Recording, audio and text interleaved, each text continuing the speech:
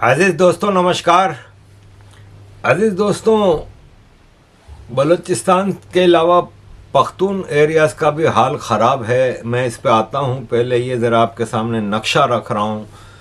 इस मैप के मुताबिक जो डार्क ब्लू कलर है वो कंट्रीज़ में फुल फ्लेज डेमोक्रेसी है। उसमें कनाडा है, ऑस्ट्रेलिया है, यूरोप के कुछ मुल्क हैं। और जो लाइट ब्लू है ये फ्लोट डेमोक्रेसी है। उसमें अमेरिका है, ब्राज़ील है, भारत है, साउथ अफ्रीका है, फ्रांस है। पहले तो मुझे भारत की डेमोक्रेसी के बारे में इनका ये देख के गुस्सा आया, लेकिन फिर मैंने देखा कि तो अमेरिका, फ्रांस, तो बहरहाल इन नक्शों के मुख्तलिफ ऑर्गेनाइजेशंस की तरफ से जो स्टैटिस्टिक्स आते हैं, चीज़ें आती हैं, उनकी कोई औकात नहीं होती। लेकिन जो रेड है ना ख़तरनाक, वो है ऑथोरिटेरियन रेजिम्स, यानी जहाँ पे डेमोक्रेसी बिल्कुल भी नहीं है। अफ़गानिस्तान, सऊदी अरब, चाइना, रशिया, पाकिस्तान भी। पहली बार मैंने देखा है कि पाकिस्तान की जो मिलिट्री कंट्रोल्ड डेमोक्रेसी है उसको भी इन्होंने नहीं बख्शा। अजीज़ दोस्तों, अफ़गानिस्तान के जो होम मिनिस्टर हैं सिराजुद्दीन हक्कानी, उन्होंने रिज़ाइन कर दिया है।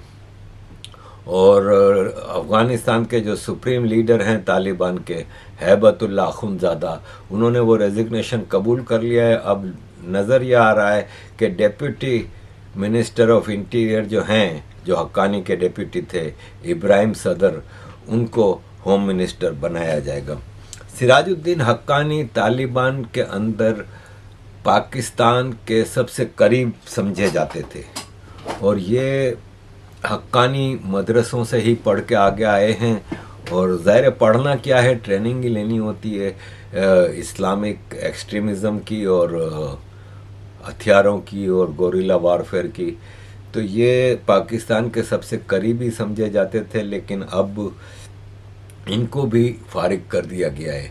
अरसे से सुनते आए थे कि तालिबान के अंदर भी ग्रुप बंदी हो रही है, लेकिन अब नज़र आ रहा है कि तालिबान के जो सुप्रीम लीडर हैं हैबतुल्लाह अखुंज़ादा, उनका कंट्रोल स्ट्रॉन्ग हो गया है।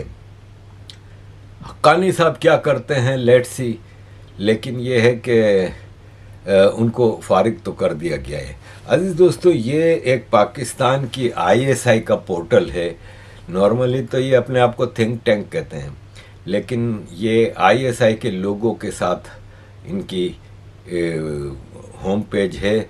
और इन्होंने अभी कहा है कि अब वक्त आ गया है कि पाकिस्तान में Khalistan desk, Kashmir desk, Nagaland desk, Manipur desk, west Bengal desk, Junagadh desk, Tamil tiger desk, India and north Sri Lanka में जो इंडिया के साउथ में और नॉर्थ श्रीलंका में जो तमिल्स हैं उनके लिए नक्सल डेस्क, बदू डेस्क।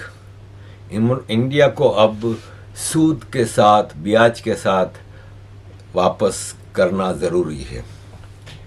अव्वल तो ये सारे डेस्क ऑलरेडी अनऑफिशियली ज़िया-उल-हक के ज़माने से चले आ रहे हैं। ये सब एक्टिव हैं। ये सब कुछ ना कुछ इंडियंस को अपना दामाद बना के बिठाए हुए होते हैं। मुझे याद है कि मणिपुर, आज़ाद मणिपुर के प्राइम मिनिस्टर बन के UN में डेस्क वो एक बैठ के स्पीच कर रहे थे पाकिस्तानी NGO से। तो ये सब पाकिस्तान की शरारतें चलती रहती हैं, क्योंकि पाकिस्तान की औकात नहीं है कि पाकिस्तान डायरेक्ट जंग कर सके इंडिया से। तो ये हमेशा से बुज़दिलों की तरह ऐसी हरकतें करते रहते हैं। भारत इन सब चीज़ों से निपटना जानता है। अजीज़ दोस्तों, पाकिस्तान आए दिन ऐलान करता रहता है कि हम ये ऑपरेशन करेंगे, वो ऑपरेशन करेंगे। 2013 में ज़रब अज़ब शुरू किया गया था, 2013 तक ख़त्म हो गया।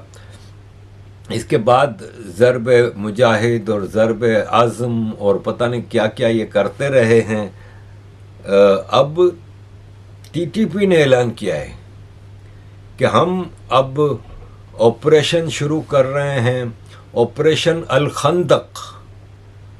और उसमें हम बताएंगे तुम लोगों को कि क्या करना है। एक्चुअली इशू ये है कि तालिबान में भी काफ़ी ग्रुप्स हैं जिनकी मुख्तलिफ सोच है। उनमें से कुछ कह रहे हैं कि हमें पंजाब में अंदर जाके हमले करने चाहिए, लेकिन यह है कि कुछ कह रहे हैं कि हमें पंजाब में ज़्यादा करने की ज़रूरत नहीं है, क्योंकि पंजाब हमारे हिसाब किताब में नहीं आता और हमारा असल मकसद पख्तून एरियाज़ तक महदूद रहना है। और इसके लिए यह है कि ऑफ कोर्स टीटीपी अब ऑपरेशन खंदक शुरू करेगी, ऑपरेशन अल खंदक शुरू करेगी। तो पाकिस्तान का तो बाजा बज रहा है और अच्छा है, जितनी जल्दी हो बच जाए अच्छा है। 100 सलफ़ी मौलवियों ने जमा हो के Mohmand Dara district headquarters Nangarhar province KP में और तालिबान अमीर हैबतुल्ला अखुंज़ादा के उस पे मौजूदगी में उन्होंने ऐलान किया है कि हम जंग जारी रखेंगे और पाकिस्तान को इसका सबक सिखाएंगे। अज़ीज़ दोस्तों, ये पिक्चर आपको मैं याद दिलाता चलूँ कि नवाज़ शरीफ के भाई शहबाज शरीफ जब प्राइम मिनिस्टर बने थे तो ख्वाजा आसिफ को डिफेंस मिनिस्टर बनाया गया था, जो कि अभी तक हैं। ये उस वक्त के DGISI नदीम अंजुम के साथ अफ़गानिस्तान गए थे और तालिबान के गवर्नमेंट के साथ मीटिंगों में उन्होंने कहा था कि हम TTP को पाकिस्तान में वापस बसाने का सोच रहे हैं और मदद करने को तैयार हैं। ये खुद TTP को लाए थे और अब इमरान खान पर इल्ज़ाम लगा रहे हैं, जबकि उस वक्त तो इमरान खान की हुकूमत ख़त्म हो चुकी थी और ये खुद लेके आए हैं। अज़ीज़ दोस्तों, TTP में 2007 में शुरू हुई थी TTP, तो उस वक्त 2 साल तक इसके चीफ रहे थे बैतुल्ला मसूद। बैतुल्ला मसूद को मार दिया गया तो हकीमुल्ला मसूद बने थे 2009 से 2013। फिर मुल्ला फजलुल्लाह बने थे, जो कि दहशत की अलामत बन गए थे पाकिस्तान के लिए, 2013 से 2018। और 2018 से अब तक 7 साल से नूर वली महसूद हैं TTP के चीफ, और पाकिस्तान की आर्मी का इनका नाम सुनते ही मूतर निकल जाता है। अज़ीज़ दोस्तों, जब ये बात करते हैं ना कि ये सब दहशतगर्दी है ये वो, इसके पीछे सोशल एलिमेंट्स होते हैं। आप अगर अपनी पब्लिक को सहूलतें नहीं देंगे तो फिर आप यूँ सोच लें कि आप आवाम कब तक सड़ती रहेगी, फिर आखिर वो मजबूर हो जाती है स्टेट के ख़िलाफ़ खड़े होने पे। ये मामूली मिसाल ले लें कि जनाजा था, दरिया के दूसरे किनारे भेजना था तो उसको दरिया में ही बहा दिया गया ताकि वो दूसरे किनारे तक बहते हुए पहुंच जाए बाजोड़ में, और लाश दफन करने के लिए दूसरे किनारे पे इसको भेजना था और इस पे डैम बनाया हुआ है। लाहौर में उसी डैम से बिजली इलेक्ट्रिसिटी लाहौर को जगमग कर रही है, लेकिन वहाँ के रहने वालों का हाल आपके सामने है। ये ऐसी सिचुएशन में फिर आवाम पब्लिक क्या करेगी। अजीज़ दोस्तों, अब आते हैं real causes, real reasons of terrorism. Mohsin Dawar PTM के लीडर कह रहे हैं कि पाकिस्तान में टेररिज्म फौज खुद करवाती है। जो भी फौजी या पब्लिक मारी जा रही है सब फौज की साजिश और मर्जी से हो रहा है। और मोहसिन दावड़ को आप कहेंगे ये तो गद्दार है, तो ये ब्रूस रेडल हैं। इन्होंने अभी डिक्की सेंटर में स्पीच करते हुए कहा कि पाकिस्तानी फ़ौज और ISI state with in state हैं, ये खुद टेररिज्म को बढ़ावा देते हैं और फिर रोकने का ड्रामा करते हैं। पाकिस्तानी फ़ौज टेररिज्म को अपनी फॉरेन पॉलिसी के लिए इस्तेमाल करती है, जो जर्नलिस्टों का भी अगवा करते हैं और कत्ल कर देते हैं। Bruce ridley. Pakistan has a state within a state. The Army and its intelligence service, the Inter-Services Intelligence Directorate, better known as the ISI, is a state within a state, wholly unaccountable to the civilian government. The ISI routinely murders journalists who cross its line. Everyone knows they do it, and they're never held accountable for it. The Pakistani state within a state runs a network of terrorist organizations across the subcontinent, carries out all kinds of covert operations, and runs the critical portfolios of Pakistan's foreign policy. अजीज दोस्तों, हमें किस्से सुनाए जाते हैं कि देख लो Syria का क्या हाल है, इराक का क्या हाल है, इसलिए कि इनके पास फ़ौज नहीं थी इसलिए इनका ये हाल है। पाकिस्तान का क्या हाल है? पाकिस्तान के पास तो ये हरामखोर फ़ौज भी है जो अरबों डॉलर का बजट खा जाती है, जो अवाम को का खून चूस के पैसा पूरा लेके जाती है। पाकिस्तान का क्या हाल है कि पाकिस्तान दुनिया में टेररिज्म से इफ़ेक्टेड कंट्रीज़ में नंबर 2 पे है। बुर्किना फासो नंबर 1 पे है, पाकिस्तान नंबर 2 पे, अफ़गानिस्तान 9 पे है, अफ़गानिस्तान 9 पे है, पाकिस्तान दूसरे नंबर पे है और मोस्ट ख़तरनाक तरीन कंट्रीज़ में से एक है। और साथ में मज़े की बात बता दूं कि जो टॉप 10 कंट्रीज़ हैं ना, उसमें से 9 मुसलमान हैं, 10वें पे कैमरून आता है। बुर्किना फासो में मेजॉरिटी मुसलमान है, पाकिस्तान, सीरिया, माली, नाइजीरिया, सोमालिया और 8 पे इज़राइल है। तो इज़राइल में भी हमास और ये सभी करते हैं ना टेररिज्म। अजीज़ दोस्तों, बात आई है कि टेररिज्म कौन करवाता है, पाकिस्तान करवाती है कि नहीं। तो देखें, पाकिस्तान में हमने देखा कि इस्लामिक टेररिज्म का जो पायनियर था वो जमात इस्लामी।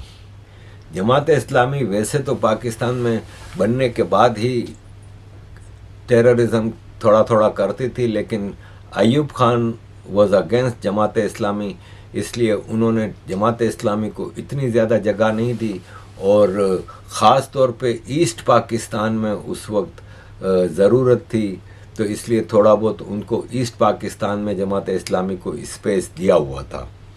लेकिन ज़ियाउल हक ने जमात इस्लामी को बिल्कुल मौका दिया, जमीयत उलमा इस्लाम को टेररिज्म की तरफ लेके आए। इससे पहले पाकिस्तान में ये इतना ज़्यादा टेररिज्म की तरफ नहीं थी, लेकिन अफ़गान वार की आड़ में इनको अरबों डॉलर मिले तो ये टेररिज्म को बढ़ाते रहे।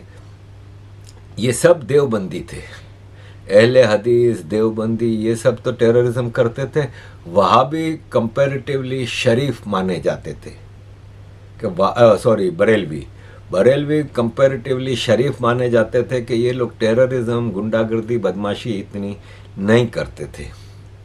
पाकिस्तान आर्मी, पाकिस्तान की मेजॉरिटी पॉपुलेशन बरेलवी है, उनको भी टेररिज्म की तरफ ले आए और खादिम गालवी नाम के एक आदमी को उठा के बदमाश बना दिया। इससे पहले बरेलवियों के मौलवी इलियास कादरी और ये जो मदनी चैनल है दावत इस्लामी जिसको कहते हैं, वो तबलीग करते थे, ये सब करते थे, लेकिन गुंडागर्दी, टेररिज्म में इनका नाम नहीं आता था। तो खादिम गालवी को बदमाशी, टेररिज्म पे लेके आए और इन्हीं बरेलवी आर्मी के जो मौलवी थे उनके इशारे पे गवर्नर पंजाब का कत्ल किया था मुमताज़ कादरी ने। और इसके बाद बरेलवियों की जो बदमाशी बढ़ी है, तो अभी रमज़ान में अहमदियों की मस्जिद को तोड़ दिया इन बरेलवियों ने, जाके कब्रस्तान जाके उनकी कब्रों को खोद दिया। और इनकी बदमाशी आप सुनेंगे तो आप हैरान रह जाएंगे। तो अब बरेलवियों को भी Pakistan army main stream terrorism में लेके आ गई है। अजीज़ दोस्तों, ये एक चोर डाकू पकड़ा गया स्ट्रीट क्राइम में, पाकिस्तान आर्मी का एम्प्लॉई है। इसके पास पाकिस्तान आर्मी का आईडी कार्ड है, फौजी है। तो फिर पाकिस्तान में जितने गलत काम होते हैं ना, वो फौज करती है और कोई नहीं करती। अजीज़ दोस्तों, मेरे पास एक वीडियो है, लंबी है काफ़ी, जिसमें ये जो पाकिस्तान आर्मी के लोग पकड़े जाते हैं BLA और TTP के ज़रिए, तो फिर वो वहाँ पे उनके साथ क्या सलूक होता है, लेकिन शायद YouTube नहीं चलाने देगा तो मैं वो वीडियो आपके सामने नहीं रख रहा। लेकिन जनरली हालात बहुत ख़राब हैं। और एक पंजाब बचा हुआ था, तो पंजाब में भी इस बार हमने देखा कि BLA के ट्रेन हमले के बाद पंजाब में भी इमरान खान की PTI के लोगों ने आर्मी को खूब लताड़ा है। और ऐसे में ये PTI की मेंबर ऑफ असेंबली हैं, ये कह रही हैं कि अब अल्लाह का वास्ता है इस गरीब आवाम को कसाई से बचाओ, ये वोट चोर है। इसकी 3 मिनट की वीडियो आपके पास छोड़ के जा रहा हूँ, सुनने लायक है। अजीज दोस्तों, thank you very much for all your support. कपड़े उतार कर दिखाए, जिस्म फरोशी बोलूंगी, क्योंकि अगर इज्जतें बिक्री होती तो सब खरीद लेते हैं। यहाँ पर आप आयतें पढ़ाते हैं, आयतें पर्दा कर चुकी हैं। वज़ीर आज़म साहब ने, इन्होंने तो यहाँ तकरीर कर दी। इस तकरीर के बाद अगर इतनी हिम्मत है, कुछ शर्म नहीं आती? बिलावल साहब को कहता गरीब पैदा क्यों होता है, गरीब का कसूर है। इनकी तो दुकान चल रही है, अब इनके दिमाग मिली हुई उन लोगों से, इनके भूसा भरा हुआ दिमाग। मेरा बानो नाम है, एक्टिंग भी बहुत अच्छी करती है। मैं किससे आजादी मांगू? क्या गोश्त खाने के लिए हमने आजादी मांगी थी कि खुला गोश्त यहाँ पर खाने को मिल जाए? ये है वो है, तो मैंने भी कोई तनकीद नहीं करनी थी। अब जाहिर है पाकिस्तान को डिफॉल्ट होता तो नहीं देख सकते, हालांकि गो कि इसमें मेरा कोई हिस्सा नहीं है। तो लेकिन मैंने सिर्फ वजीर खजाना साहब को एक रिक्वेस्ट करनी थी कि 15 और 25 वाले को तो छोड़ें, मुझे एक 50,000 वाले का बजट बनाकर दिखा दें। तो ये कौन सी बात है कि आप आए, आप जिस दुख तकलीफ और कर्ब से गुजरते ही नहीं है, उससे गुजरते ही नहीं है, और आप यहाँ पर आके भाषण देते हैं कि ये हमें मुश्किल फैसले करने पड़ेंगे। मुश्किल फैसले अपने लिए करें ना, अपने लिए क्यों नहीं करते? अवाम को सादगी का दर्ज दिया जा रहा है। इनके एक एक लिबास और इनकी अशिया जो इस्तेमाल करते हैं, उनकी कीमतों का आपको अंदाजा है? डेली एक फोटो शूट आता था, 15 लाख रुपए का कोट, 10 लाख का जूता, 15 लाख का स्कार्फ। ये एक पाकिस्तान जो डिफॉल्ट हो रहा है, वेंटिलेटर पर है, उसकी आवाम को ये मजाक, एक तस्वीर ट्विटर पर डेली शेयर होती थी। मुझे सिर्फ एक 50,000 वाले के जीने का हक छीन लिया उन लोगों से। आप मुझे बताएं कि ये पेट्रोल के लिए यहीं पर ही थे। मेरी एक और आपसे रिक्वेस्ट है कि कोई ऐसा रूल है कि जो हुकूमत है वो यहीं बैठी रहे और अपोजिशन की वो बेंच हो जाए, क्योंकि मेरे ख्याल में इन बेंचेस में, इन चेयर्स में कोई प्रॉब्लम है कि यहां पर बैठने वाला बोलता है और वहां पर जाकर सुम्मुन बुकमुन उम्यून बन जाते हैं ये लोग, इनकी जुबान नहीं चलती। और यही जब मैं वहां पर बैठ के हुकूमत पर तनकीद करती थी तो यहां पर सब बैठे डेस्क बजाते थे। आज जब मैं यहां पर खड़ी होकर हुकूमत पर तनकीद करती हूं तो उन सबको प्रॉब्लम होता है। तो जनाबे स्पीकर, इन्होंने तो यहां तकरीर कर दी। इस तकरीर के बाद अगर इतनी हिम्मत है, कल मैं एक ग्रोसरी शॉप तक गई थी, वो भी कोई F6 नहीं गई थी, यहाँ कोई चाइना मार्केट के पीछे कोई दुकान है, वहां पर जाकर आप लोगों की तकलीफ, उनकी आंखों से उनका अंदाजा लगा लें।